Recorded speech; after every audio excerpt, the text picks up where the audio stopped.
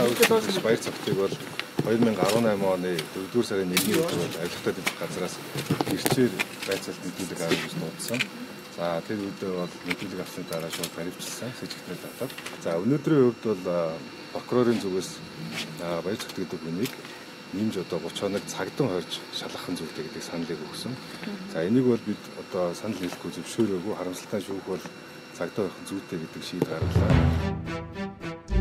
За сангийн сайд байхдаа сая долларын ашиг өмцөм хийсэн түүнийг үргэлжлүүлэн хорихоор болжээ. Ямар тач одоохондоо тэндээ байж байсан зүв. Араас нь Санжийн баярыг барьж авчираад хийчихвэл Монгол Ардын намд гэгээ тусаж байна гэж ойлгож болох нь. Харин энэ баримтчилгаа үргэлжлүүлэн хорих шийдвэрийг харсан сайхан балгагүй харин тэр жигтэй цаашаа зуларчил байх та. Тэр Дубайн луурын гэрээг хийчихэд ямар их омогтой, ямар их дээрлэхүй байсан гэж бодноо бурхан минь.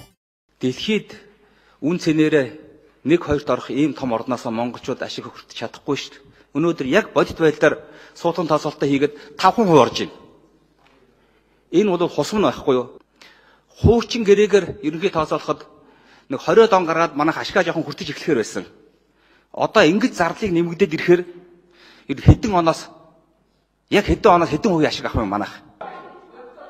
Юуны ногдлаа шиг анх 2009 оны гэрээгээр бол тавьсан байсан. Тэр одоо 2030 онд орж байгаа үлээ. Тэр тоог нь